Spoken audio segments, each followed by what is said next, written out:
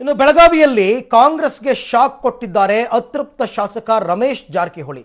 ಏನು ಶಾಕ್ ಅಂತಕ್ಕಂಥದ್ರ ಬಗ್ಗೆ ಮತ್ತೊಂದು ಬ್ರೇಕಿಂಗ್ ನ್ಯೂಸ್.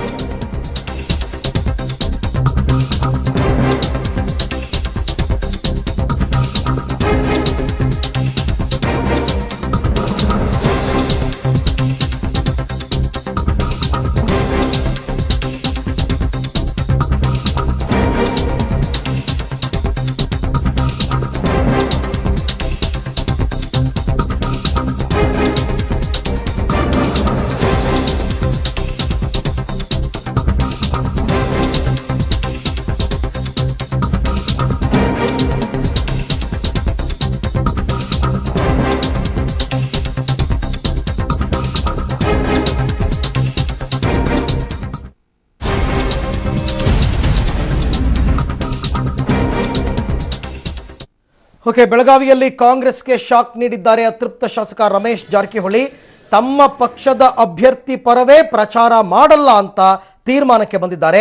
ಗೋಕಾಕ್ನಲ್ಲಿ ಅಂದರೆ ಅವರ ಸ್ವಕ್ಷೇತ್ರದಲ್ಲಿ ಬೆಂಬಲಿಗರ ಸದಸ್ಯರ ಅಂದರೆ ಬೆಂಬಲಿಗ ನಗರಸಭೆ ಸದಸ್ಯರ ಜೊತೆ ಸಭೆಯನ್ನು ನಡೆಸಿದ್ರು ಜಾರಕಿಹೊಳಿ ಅವರು. ತುರ್ತಾಗಿ ಈ ಸಭೆಯನ್ನು ಕರೆದಿದ್ರು. ಎಲ್ಲರೂ ಕೂಡ ನಿರೀಕ್ಷೆ ಮಾಡ್ತಾ ಇದ್ರು ಯಾವ ತೀರ್ಮಾನಕ್ಕೆ ರಮೇಶ್ ಜಾರಕಿಹೊಳಿ ಅವರು ಬರ್ತಾರೆ ಅಂತ. ಈ ಸಭೆ ನಡೆದ ಬಳಿಕ ಒಂದು ತೀರ್ಮಾನಕ್ಕೆ ಬಂದಿದ್ದಾರೆ. ತಮ್ಮ ಪಕ್ಷದ ಅಭ್ಯರ್ಥಿಯ ಪರ ಪ್ರಚಾರ ನಡೆಸದೇ ಇರೋದಕ್ಕೆ ತೀರ್ಮಾನಕ್ಕೆ ಬಂದಿದ್ದಾರೆ. ಅವರು ಕಾಂಗ್ರೆಸ್ ಪಕ್ಷಕ್ಕೆ ಮತ್ತು ಶಾಸಕ ಸ್ಥಾನಕ್ಕೆ ರಾಜೀನಾಮೆಯನ್ನು ಕೊಡ್ತಾರೆ, ಬಿಜೆಪಿಗೆ ಸೇರ್ಪಡೆಯಾಗ್ತಾರೆ ಅಂತ 108 ಸುದ್ದಿಗಳು ಹಬ್ಬುತ್ತಾ ಇತ್ತು. ಅದಕ್ಕೆ ಪೂರಕವಾಗಿ ಈಗ ಈ ತೀರ್ಮಾನಕ್ಕೆ ಬಂದಿದ್ದಾರೆ ರಮೇಶ್ ಜಾರಕಿಹೊಳಿ. ಓಕೆ, ಈ ಬಗ್ಗೆ ಮತ್ತಷ್ಟು ಮಾಹಿತಿಯನ್ನು ಪಡೆಯೋಣ ನನ್ನ ಕೊಲೀಗ್ ದಿಲೀಪ್ ಕುರುಂದವಾಡೆ ಅವರಿಂದ. ದಿಲೀಪ್, ರಮೇಶ್ ಜಾರಕಿಹೊಳಿ ಅವರು ತಮ್ಮ ಪಕ್ಷದ ಅಭ್ಯರ್ಥಿ ಪರ ಪ್ರಚಾರ ಮಾಡದೇ ಇರೋ ತೀರ್ಮಾನಕ್ಕೆ ಬರೋದಕ್ಕೆ ಏನು ಕಾರಣ?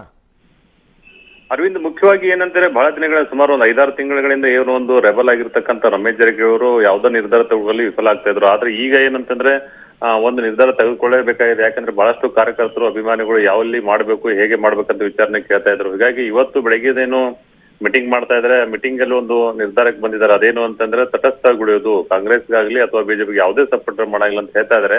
ಆದ್ರೆ ಎಲ್ಲಾ ನಗರಸಭೆ ಸದಸ್ಯರು ಮತ್ತೆ ಏನು ಗ್ರಾಮ ಪಂಚಾಯತ್, ತಾಲೂಕ್ ಪಂಚಾಯತ್ ಎಲ್ಲರೂ ಕೂಡ ಬಂದಿರೋದ್ರಿಂದ ಈ ನಿರ್ಣಯವನ್ನ ಪ್ರಕಟ ಮಾಡಿದ್ರು. ಮತ್ತೆ ಮುಂದಿನ ದಿನಗಳಲ್ಲಿ ಏನು ಎಲೆಕ್ಷನ್ ಆದ ನಂತರ ತಮ್ಮ ನಿರ್ಧಾರ ಪ್ರಕಟಣೆ ಮಾಡಿ ಏನಂತಾರೆ ಬೇರೆ ಕಡೆ ಹೋಗಬೇಕು ಸಾಧ್ಯತೆ ವಿಚಾರಗಳು ಕೂಡ ದಟ್ಟವಾಗಿರುವಂತದ್ದು. ತಟಸ್ಥವಾಗಿ ಉಳಿದು ಬಿಡೋದು ಅನ್ನೋ ತೀರ್ಮಾನಕ್ಕೆ ರಮೇಶ್ ಜಾರಕಿಹೊಳಿ ಅವರೇನೆ ಬರ್ತಾರೆ. ಆದ್ರೆ ಅವರ ಬೆಂಬಲಿಗರು, ಅವರ ಹಿತೈಷಿಗಳು, ಅವರ ಕಾರ್ಯಕರ್ತರು ಅವ್ರ ನಡೆ ಏನು?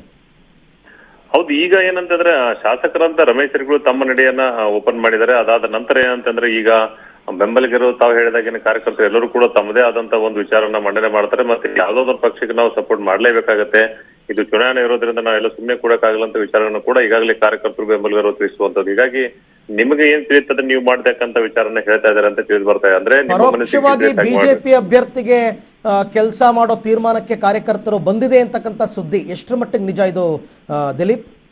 ಹೌದು, ಬಹುತೇಕ ಏನಂತಂದ್ರೆ ಎಲ್ಲಾ ಕಡೆ ಏನಂದ್ರೆ ನಿಮ್ಮ ಡಿಸಿಷನ್ ನೀವು ತಗೊಳ್ಳಂತ ಹೇಳಿದ್ರೆ, ಆದ್ರೆ ಇನ್ನೊಂದು ಕಡೆ ಸಹೋದರಾದಂತ ಅರಭಾವಿ ಶಾಸಕರು ಹೇಳ್ತಿದ್ರೆ ನಮ್ ದೊಡ್ಡದಾದ ಶಕ್ತಿ ಬಂದಿದೆ ಈ ಬಾರಿ ಅಂತ. ಹೀಗಾಗಿ ಎಲ್ಲೋ ಒಂದ್ ಕಡೆ ಏನಂತಾರೆ ಓಪನ್ ಸೀಕ್ರೆಟ್ ಅಂತಾನೆ ಹೇಳ್ಬೋದು. ಏನಂತಾರೆ ಕಾರ್ಯಕರ್ತರು ಎಲ್ಲರೂ ಕೂಡ ಏನಂತಂದ್ರೆ ಬಿಜೆಪಿ ಕಡೆ ವಾಲ್ತಾ ಇರುವಂತದ್ದು ಮತ್ತು ಅವ್ರಿಗೆ ಬೇಕಾದಂತ ಒಂದು ಪ್ರಯತ್ನಗಳನ್ನ ಬಾಲಚಂದ್ರ ಜಾರಕಿಹೊಳಿ ಅವರು ಒಂದು ಸ್ಟೇಟ್ಮೆಂಟ್ ಕೊಟ್ಟಿದ್ರು ಇತ್ತೀಚೆಗೆ. ಈ ಬಾರಿ ನಮಗೆ ಗೋಕಾಕ್ ಭಾಗದಿಂದಲೂ ಬಿಜೆಪಿಗೆ ಬಲ ಸಿಕ್ಕಿದೆ, ಚುನಾವಣೆ ಮುಗಿದ ನಂತರ ಸಿಹಿ ಸುದ್ದಿಯನ್ನ ಕೊಡ್ತೀವಿ ಅಂತನ್ಬಿಟ್ಟು. ಅಂದ್ರೆ ಬಿಜೆಪಿಗೆ ಸಪೋರ್ಟ್ ಮಾಡ್ತಾರೆ ರಮೇಶ್ ಜಾರಕಿಹೊಳಿ ಅವರು ಅಂತ ಅರ್ಥನಾ? ಹೌದು, ಈಗ ಎಲ್ಲರೂ ಕೂಡ ಜನ ಅದನ್ನೇ ಮಾತಾಡ್ತಾ ಇದ್ದಾರೆ. ಏನಂತಂದ್ರೆ ಬಾಲಚಂದ್ರ ಜಾರಕಿಹೊಳಿ ಸ್ಟೇಟ್ಮೆಂಟ್ ಕೊಟ್ಟರು, ಅದರಿಂದ ಏನಂದ್ರೆ ಒಂದು ಯಾವ ಬಲ ಬಂದಿದೆ ಅಂತ ನಿಮಗೂ ಗೊತ್ತಿದೆ, ನನಗೂ ಗೊತ್ತಿದೆ ಅಂತ ಒಂದು ಬಹಿರಂಗವಾಗಿ ಸಭೆಯಲ್ಲಿ ಕೂಡ ಹೇಳಿದ್ರು. ಹೀಗಾಗಿ ಅದು ಏನಂತಂದ್ರೆ ರಮೇಶ್ ಜಾರಕಿಹೊಳಿ ಬಲನಂತಾನೆ ಹೇಳ್ತಾ ಇದ್ದಾರೆ ಬಹಳ ಜನ. ಹೀಗಾಗಿ ಚುನಾವಣೆ ಮುಗಿದ ನಂತರ ರಮೇಶ್ ಜಾರಕಿಹೊಳಿ ಬಿಜೆಪಿ ಜರು ಸಾಧ್ಯತೆಗಳು ಬಹಳಷ್ಟು ದಟ್ಟಾಗಿರುವಂತದ್ದು. Okay Dileep, thank you. ತಮ್ಮೆಲ್ಲ ಮಾಹಿತಿಗಾಗಿ ಧನ್ಯವಾದ.